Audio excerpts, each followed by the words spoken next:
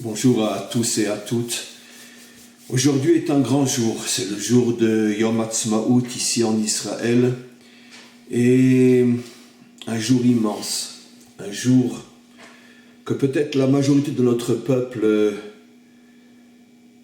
n'arrive pas à comprendre l'intériorité inimaginable, le secret incroyable qui se cache dans ce jour. Évidemment, vu de l'extérieur, une fête nationale comme il y a le 14 juillet en France, comme il y a dans chaque pays, dans chaque nation, la fête de l'indépendance. Mais ici, pour ceux qui comprennent les secrets de la Torah et les secrets de notre histoire, il y a quelque chose de beaucoup plus profond, de beaucoup plus mystérieux qui se cache derrière ce jour, que je considère moi, et je suis loin d'être le seul, comme étant le jour le plus puissant de notre année, jour que notre génération a mérité de connaître, mais que même notre génération ne peut arriver à ressentir véritablement tel que nous devrions le ressentir. Je vais faire une sorte de détour pour essayer d'expliquer petit à petit ce que je veux vous transmettre par rapport à ce jour. Revenons au premier jour de la création. Au départ, tout était obscurité, tout était rocher. Rocher en hébreu, la traduction en français, l'obscurité. Tout était tov et bohu, tout était complètement, on pourrait dire, sans ordre. Tout était dans la confusion totale. Et puis le maître du monde a dit, Vayomer Elohim yehi or, que la lumière soit. Vayehi or, et la lumière fut. Comme je ne cesse de l'expliquer depuis des années déjà, il est absolument impossible de comprendre la Torah dès qu'elle est traduite, parce que chaque mot, chaque lettre cache des secrets absolument incroyables.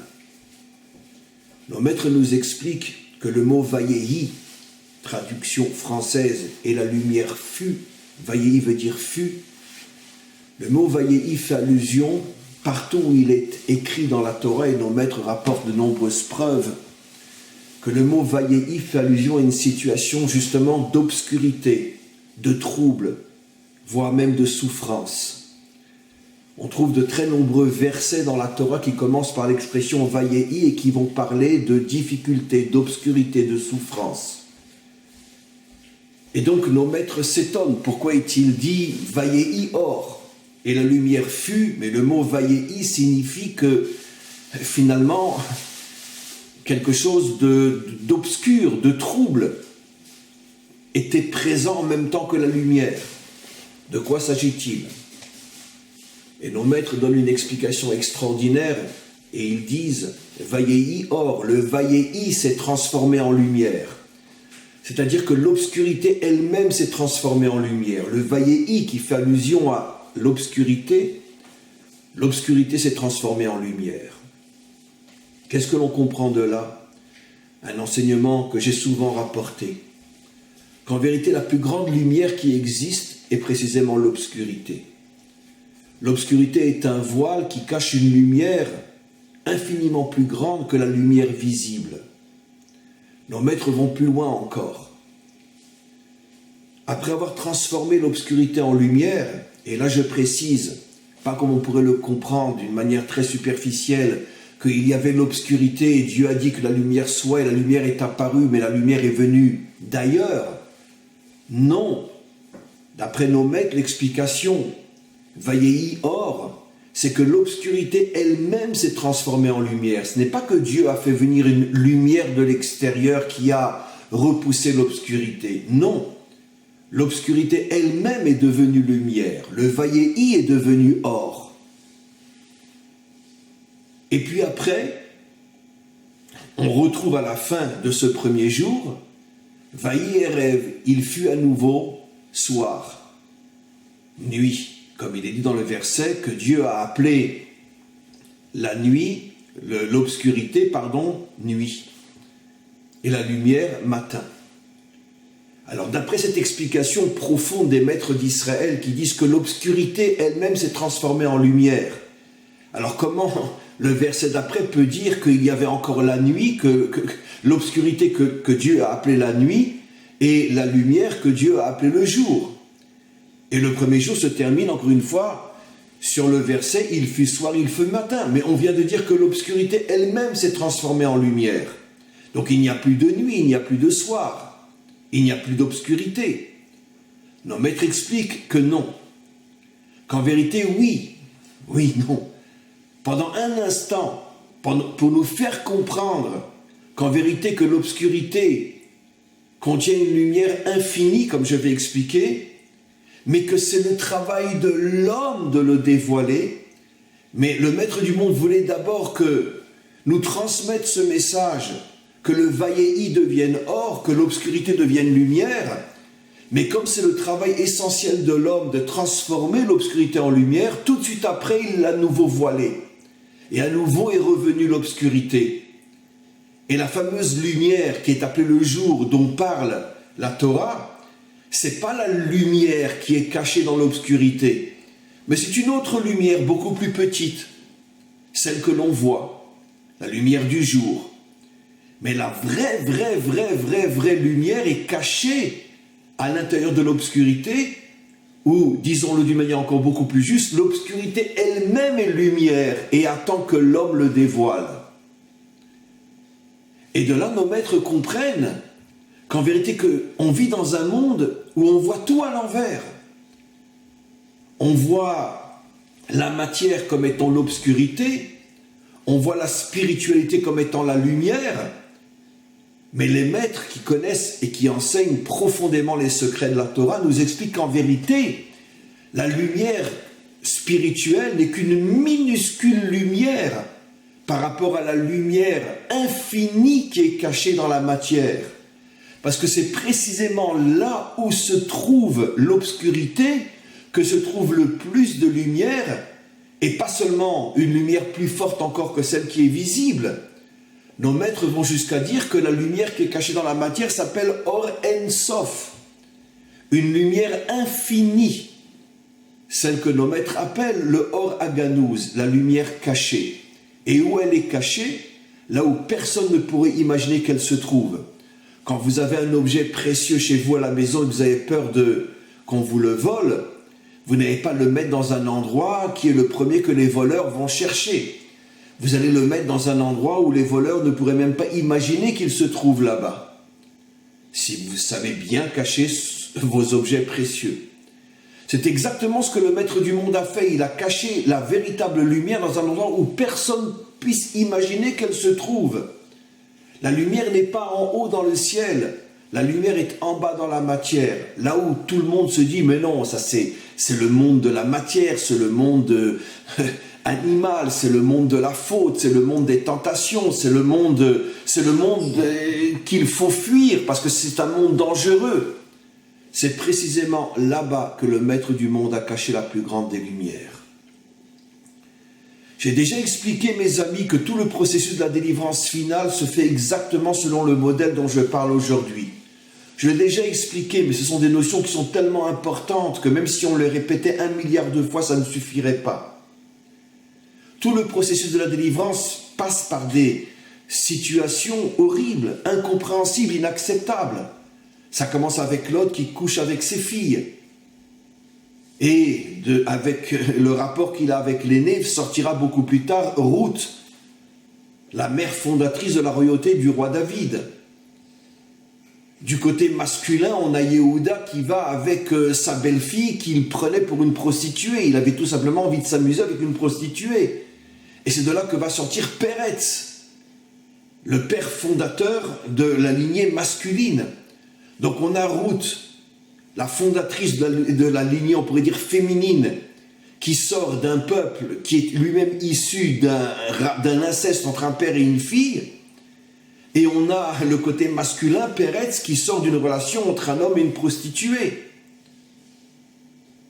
Le roi David lui-même, vous le savez, on l'a expliqué il y a des années, même son propre père pensait que c'était un bâtard. Il y avait une histoire avec sa mère, peu importe. La mère n'était absolument pas responsable, c'était une femme, une géante de morale et de spiritualité.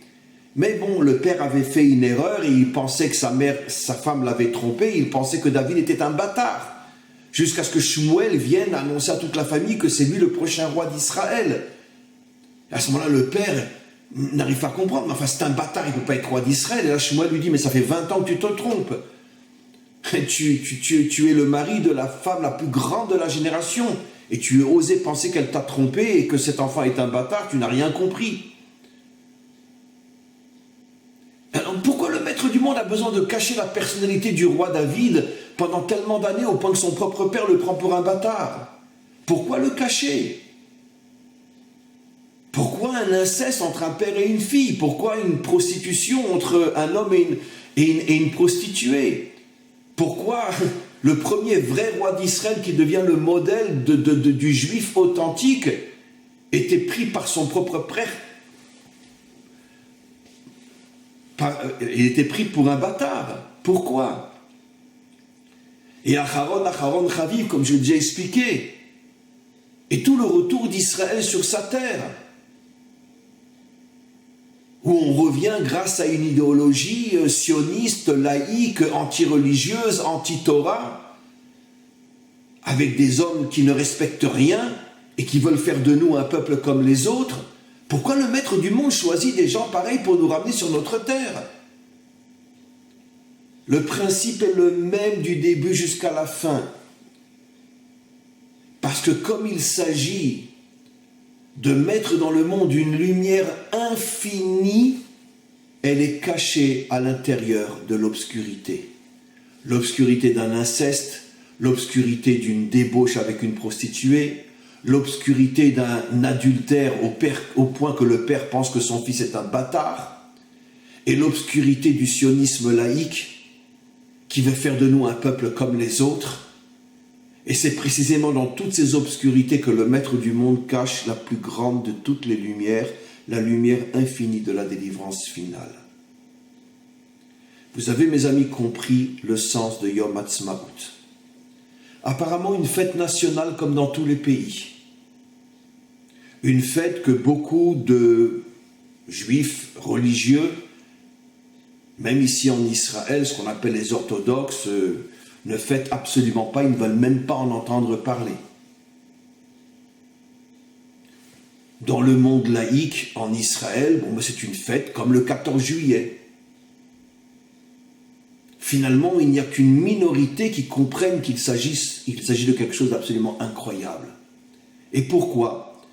Parce que pour le monde orthodoxe, comme c'est une fête qui est le résultat de tout un processus dont les têtes étaient des laïcs qui voulaient faire de nous un peuple comme les autres, on n'en a strictement rien à faire de cette fête-là. Et aujourd'hui, vous avez des milliers de juifs en Israël qui surtout ne leur parlaient pas de Yom Ha'atzmaut. Chez les laïcs, encore une fois, on est content, on est heureux, on est bien, comme le 14 juillet en France, rien de plus. Et pourquoi ? Parce que vu de l'extérieur, cette fête, elle est obscure. C'est une fête nationale. Mais il y a une poignée de juifs dans ce pays qui comprennent que c'est précisément parce qu'on voit rien ou presque rien de l'extérieur que se cache dans cette fête la plus grande des lumières. Et quand on va rentrer véritablement dans le processus de la délivrance, et comme on le sait, le processus de la délivrance va surtout dévoiler tout ce qui était caché pendant toute l'histoire, on se rendra compte que la fête de Yom Ha'atzmaut est plus grande encore que toutes les autres fêtes que l'on a dans notre calendrier. Elle est plus haute que Pessah, plus haute que Shavuot, plus haute que Sukkot, plus haute que Rosh Hashanah, plus haute que Yom Kippour. C'est la plus haute de toutes. Et vous savez pourquoi ? Je l'ai expliqué. Parce que toutes les autres fêtes, on voit, on ressent de la sainteté. Mais c'est précisément parce qu'on le voit et qu'on le ressent que forcément la lumière de ces fêtes est extrêmement réduite. Parce que tout ce que l'on peut voir et ressentir dans ce monde est forcément extrêmement réduit. Parce que l'homme est absolument incapable de capter la lumière infinie qui ne se trouve que dans l'obscurité. Donc aujourd'hui, quand on ressent la fête de Pessah, c'est parce qu'en vérité, sa lumière est forte, mais elle est à notre niveau. qui nous-mêmes sommes des hommes finis, limités. Pareil pour toutes les fêtes. Et pourquoi on ne ressent rien à Yom Ha'atzmaut? Parce que la lumière qui se trouve à Yom Ha'atzmaut est une lumière infinie. Et pour l'instant, l'homme, avec ses limites, ne peut pas capter une lumière infinie. C'est l'exemple que j'ai donné des milliers de fois. Quand tout d'un coup, en pleine nuit, quelqu'un vient et allume devant toi une lumière qui est trop forte, eh ben, tes yeux s'aveuglent. Tu es aveuglé, tu ne vas plus rien voir. Parce que tes yeux ne sont pas suffisamment forts pour capter une lumière qui dépasse la capacité de réception de tes propres yeux. Et donc c'est ça le sens de l'obscurité. C'est en vérité une lumière qui est tellement forte que pour l'instant, nous, on la voit d'une manière qui est obscure. Mais la délivrance va hisser l'homme à un niveau tel que ses sens vont s'agrandir, s'élargir, et là on sera capable de comprendre qu'en vérité l'obscurité n'était qu'une lumière infinie, beaucoup plus grande que la lumière que nous pouvions voir déjà dans ce monde limité. Et c'est pour ça qu'un jour on comprendra que la fête de Yom Ha'atzmaut dépasse d'une manière démesurée toutes les autres fêtes. Il y a aussi dans le mot Ha'atzmaut en hébreu quelque chose d'extraordinaire. Parce que en hébreu, les premières lettres forment le mot Etzen qui veut dire l'essence. Et comme j'ai souvent expliqué, le monde a été créé selon le principe de l'essence et du rayonnement. Mais dans ce monde, on ne perçoit que les rayonnements, on ne perçoit pas l'essence. Donnons un exemple simple. Pour pouvoir recevoir les rayons du soleil et que la terre puisse en profiter, il faut que le soleil soit très très très loin de nous, parce que si on était en contact avec l'essence, avec la source du rayonnement, on disparaîtrait. L'essence est beaucoup trop forte pour nous. Donc elle est très très loin et nous finalement nous ne profitons que des rayonnements, les rayons de soleil. Et c'est exactement la différence entre Yom Ha'atzmaut et toutes les autres fêtes. Toutes les autres fêtes, nous les ressentons, nous les vivons, parce que nous ne recevons que des rayonnements, mais jamais l'essence. Où se trouve l'essence de tous ces rayonnements? Dans Yom Ha'atzmaut. Dans le mot Ha'atzmaut, il y a le mot essence. Et donc c'est la raison pour laquelle aujourd'hui on ne voit rien, parce que si l'essence se dévoilait, c'est comme si le soleil se rapprochait de la terre, on disparaîtrait. Parce que l'essence de la lumière est des milliards et des milliards et des milliards et des milliards et des milliards de fois plus forte que le rayonnement. Un rayon de soleil, il arrive dans le monde, même en Afrique ou même ici en Israël au mois d'août, c'est 50 degrés. Mais au niveau du soleil, c'est des millions de degrés Celsius. Donc vous vous rendez compte des millions de degrés Celsius qui sont devenus 50 degrés ici sur notre terre? Donc nous ne ressentons que des choses très très limitées, mais jamais l'essence. L'essence est cachée dans Yom Ha'atzmaut, dans le retour d'Israël sur sa terre. Et je veux rajouter encore une autre chose, l'essence dans le sens de l'identité essentielle du juif. Et là je lance un appel à tous mes frères, à toutes mes sœurs, qui sont malheureusement encore éparpillés partout au milieu des nations. Je l'ai déjà dit, je sais que ce n'est pas facile à accepter, je sais que c'est dur à entendre, mais comprenez, vous n'avez aucun lien avec l'identité juive essentielle.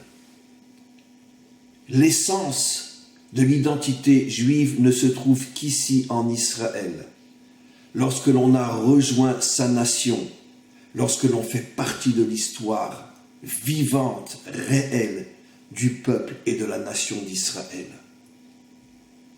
Partout où vous êtes, vous n'avez qu'un fin rayonnement que l'on pourrait appeler malheureusement, c'est le pire des gros mots que je puisse sortir de ma bouche, la religion juive, le judaïsme.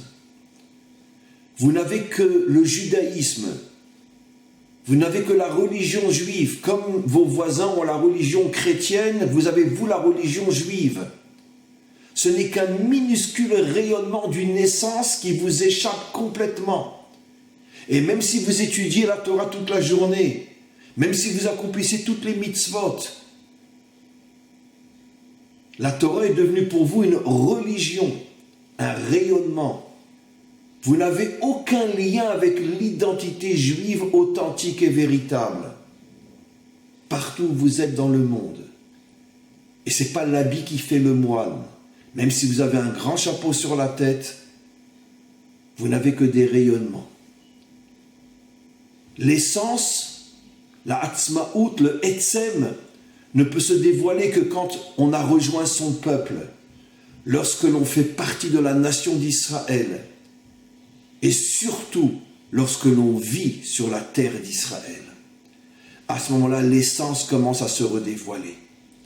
À ce moment-là, on commence à comprendre que la Torah n'est pas une religion, que la Torah fait partie de l'identité d'Israël. Et j'explique. De la même manière que dans chaque chose, il y a une extériorité, une intériorité, comme dans l'atome, il y a le noyau et l'énergie qui s'y trouvent, l'être humain, il y a le corps, il y a l'âme. L'identité nationale d'Israël est composée d'un corps et d'une âme. Mais les deux sont ensemble et les deux vont ensemble. La Torah n'est pas une religion. La Torah est l'âme de l'identité nationale d'Israël. Et quand je dis nationale, cela sous-entend qu'il y a forcément une nation qui vit sur sa terre. La Torah est le dévoilement de l'intériorité de la nationalité israélienne authentique. C'est donc la raison pour laquelle si je ne suis pas sur ma terre, si je ne suis pas un membre de ma nation, je n'ai aucune part avec la Torah. Je n'ai rien de la Torah. Je n'ai que la dimension religieuse de la Torah. Je n'ai que le rayonnement de la Torah, mais je n'ai pas l'essence de la Torah. C'est pour ça, mes amis, qu'il est temps de comprendre qu'il faut absolument quitter l'exil et venir rejoindre votre nation sur votre terre. Ce message est fort, mais c'est parce que je vous aime, parce que je vous respecte, parce que je suis prêt à mourir pour mon peuple que je vous dis ce que je vous dis. Ce n'est pas qu'à Dieu ne plaise pour vous faire du mal ou pour vous humilier, qu'à Dieu ne plaise. C'est parce que nous avons besoin de vous. La nation d'Israël a besoin de chacun de ses enfants, partout où ils sont. Revenez, rejoignez votre nation. Lorsque tout Israël sera à nouveau uni ici en Israël, seulement à ce moment-là, on pourra véritablement prétendre pouvoir amener la délivrance pour nous et pour l'humanité tout entière. À tous et à toutes, un très grand, très puissant, très profond jour de Yom Ha'atzmaut, et à tous et à toutes, à très très bientôt.